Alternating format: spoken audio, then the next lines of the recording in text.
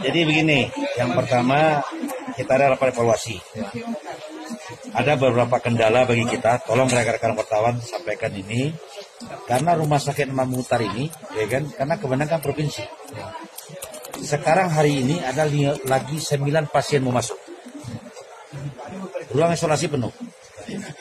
Sekarang sudah ada 9 dan mau masuk lagi hari ini 9. Kapasitasnya berapa, Pak?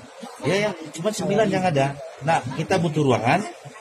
Nah, butuh ruangan itu ada di rumah sakit Imam Mukhtar itu ruangan PAT, ruang baru. Ini mau dijadikan ruang isolasi. Bisa ditambah untuk 10 orang lagi. Ini baru hari ini 9. Kalau besok tambah 10 gimana ini? Kan persoalan bagi kita.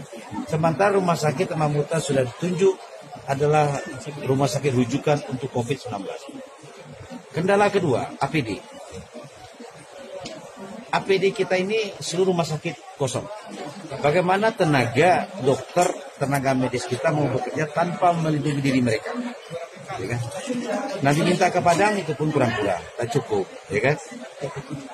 Yang kita di pemerintah daerah siap untuk itu, dan kalau ada orang menjual kami siap beli, kami siap mengibahkan kepada rumah sakit yang ada. Contoh sekarang tenaga kesehatan yang ada di rumah sakit Imam Mukhtar itu hanya memakai plastik biasa.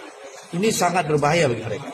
Nah, pada hari ini saya perintahkan Dinas Kesehatan membeli mantel hujan dibahkan. Itu sementara. Tapi itu tidak cukup. Tidak cukup itu. Nah, ini yang membuat hanya adalah Surabaya. Dan kita sudah mengorder dan sampai sekarang pun belum dapat. Ini kondisi kita. Termasuk adalah saya sudah melihat dan memantau dan meminta data.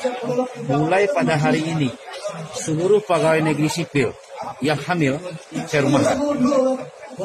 Pegawai negeri sipil, 53 orang saya rumahkan. Karena ini sangat membahayakan. Jangan korban ibu saja dan anak pun bisa korban. Saya sudah berkonsultasi dengan dokter-dokter kandungan yang ada di Bukit Tinggi. Terima kasih juga termasuk Dr. Friman Abdullah, ya kan? Dan mulai besok saya rumahkan, dan kalau pegawai negeri yang hamil itu punya jabatan, nanti tugas diberikan. Mulai besok. Berapa hari, Pak? 12 hari saya rumahkan dulu. 12 hari mulai besok, dan ini pun nanti kita lihat kondisi yang ada. Dan juga sampai pada hari ke-6 kami tetap melakukan penyemprotan. Tadi juga saya masuk minta ke dokter-dokter yang ada. Dokter juga menyarankan kepada kita supaya termasuk WC pun tolong disemprot Pak Wali. Semua akan tetap kita lakukan ke perumahan-perumahan segala macam. Termasuk juga ada beberapa orang pasien lari. Ini pun ada beberapa data yang belum dapat, yang dapat sudah ada, ya kan? Dan ini pun tentu juga jadi masalah bagi kita. Lari gimana maksudnya itu, Pak? Dari rumah sakit. Pasien gejala COVID ini, Pak? Suspek, ya, ini kan bisa indikasi seperti itu. Cuman kita mau memindahkan dari satu rumah sakit ke rumah sakit yang satu lagi ke Imam Mukhtar, dia lari. Harus kita cari. Yang jadi persoalan, ini contoh nih. Pak Kajari tadi sudah bicara. Banyak orang kita di Malaysia akan pulang. Ternyata di Kapau sudah ada beberapa keluarga dari Malaysia pulang. Ini belum terpantau. Ya kan? Belum ada tindakan. Seharusnya kan dilakukan pemeriksaan, ya kan? Dipantau terus. Daerah ini termasuk daerah pandemi.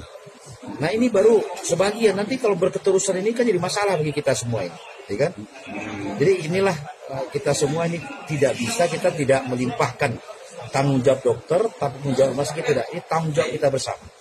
Dalam rangka bagaimana kejujuran kita semua masyarakat untuk kiranya melaporkan daripada masyarakat yang datang dari daerah pandemi. Jangan disepelekan ini sangat berbahaya. Sudah sekian orang dokter sendiri yang menangani, dia meninggal. Coba bayangkan. Dokter sendiri. Ini kita lihat secara nasional pertumbuhannya cepat. Kemarin sudah lebih 500 lebih. Yang meninggal 36. Tidak tahu kita diumumkan nanti sore. Bertambah terus. Ini dalam waktu baru 2 minggu. Virus ini sesuai dengan kita ini berbulan-bulan akan terjadi di kita ini. Jadi memang kita di pemerintah dengan Prokopimda sangat serius mempermasalah itu. Jangan sudah terjadi kita menyesal. Jadi tidak ada lagi ini tanggung jawab dokter dan rumah sakit, tidak. Semua kita bertanggung jawab soal ini. Pak, bagaimana penerapan social distancing ini masih banyak titik kumpul warga itu Pak seperti itu Pak. Saya sudah Harapan, putuskan kuliner tadi gitu, Pak. SK 4 turunkan, bubarkan. Akan Suruh pulang. dibubarkan, Pak. Akan dibubarkan. Pedagang-pedagang kuliner yang di sepanjang jalan itu gimana Pak? Ya Itu nanti begini kita keramaian itu. lihat kondisinya, kalau memang dia makan ya silakan. Tapi kalau untuk berkumpul-kumpul duduk-duduk ya sudah tidak boleh lagi.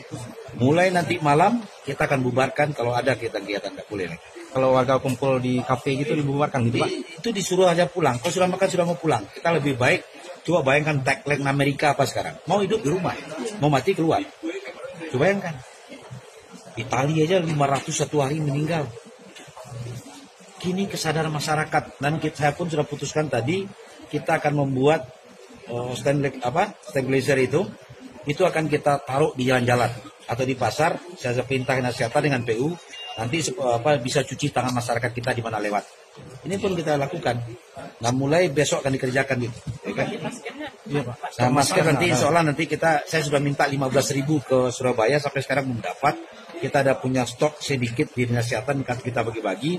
Kita menganjurkan orang dagang-dagang di pasar itu pun itu harus pakai masker harusnya. Dan saya anjurkan soal masker, silahkan bikin masker di rumah pakai kain, ya.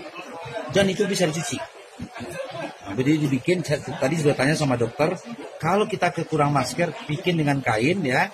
Dengan kain itu bisa dicuci. Pak Wali, yang di luar yang 9 memang ada yang kemasuk 9 lagi yang Hari ini harus masuk. Dari dokter Dedi. Dari mana aja Pak? Nah nanti itu belum. Kalau pasien kami rahasiakan. Langkah-langkah kita di pemerintah untuk mengantisipasi, memutus mata-mata rantai ini. Gitu. Oh ya, saya selalu katakan ke Pak Gubernur dan Gubernur, karena ini kewenangan Gubernur, kita mau katakan tindakan cepat dan terjadi juga ada tadi kekurangan AC segala macam. Saya bilang saya dorong ke rumah sakit Imam Mutar, pasang aja dulu 80 tak. Kami pun siap untuk anggaran itu. Ya, kita siap hibah-hibahkan lah kayak gitu kan. Sebab bagaimanapun ya kita tidak memikir apa lagi, kita memikir umat, memikir manusia lagi kan. Kita pikirkan. Alat pemeriksaan positif dan negatif pun kan baru sampai di Jakarta dari tahun lalu. Kita pun sudah minta. Nah, itu barangkali dulu ya. Tanggapan Ombudsman Sumatera Barat mengingat pada pemerintah daerah untuk meliburkan juga para guru-guru Pak. Ya begini, ya kita akan kaji karena begini. Guru-guru itu kan kalau dia di sekolah kan dia membagi tugas ke anak-anak, baik melalui WA dan segala macam, ya kan. Nah kalau guru-guru ini kita rumahkan, tentu guru-guru yang ada tak bisa berkoordinasi dia. Siapa sudah kan tidak bisa berkoordinasi dia kan. Ini pun tentu kita karena dia pegawai ya kan harus masuk dulu. Untuk pengawasan orang dalam pengawasan ini, apakah medis juga dilengkapi OPD? Katanya belum mendapatkan alat untuk pemantauan orang-orang yang dalam pengawasan ini. Ya begini, dalam pengawasan ini sepertinya, misalnya saya dari Jakarta, berarti kan Jakarta itu kan daerah pandemi. Nah, berarti saya dalam pengawasan. Nah, pengawasan ini kan perlu dilakukan pengawasan, dicek kesehatan segala macam. Contoh, tukang yang ada di rumah sakit itu 126 orang. Kemarin kita cek suhunya, padanya apa segala macam, kita tanya batu apa tidak, ya kan? Tidak ada masalah. Tapi kita cek lagi nanti. Mungkin di saat itu dia sehat, kan bisa jadi terjadi dengan kondisi yang lain kan? Karena masa inkubasi itu 14 hari. Nah inilah semua, pokoknya saya pikir keterbukaan kita masyarakat lah. Ya kan, kalau ada yang sakit cepat kita tanggapi, dan kita sudah siapkan posko 24 jam, sudah siapkan ambulan, dan perlu juga kelengkapan lainnya ya. Saya pikir kita pun harus berjarak 1 meter 2 meter. Tadi pun saya apel sesuruh jarak 1 meter 2 meter. Itu himbauan. Pak Ali, terkait dengan kondisi RSAM yang ada sekarang ini sudah dilaporkan ke gubernur atau gimana Pak Ali? Ya, kondisi yang kenapa kita sekarang ini, nanti saya akan telepon. Nah, telepon, dan juga Direktur Rumah Sakit Imam Mutar lagi rapat di Padang.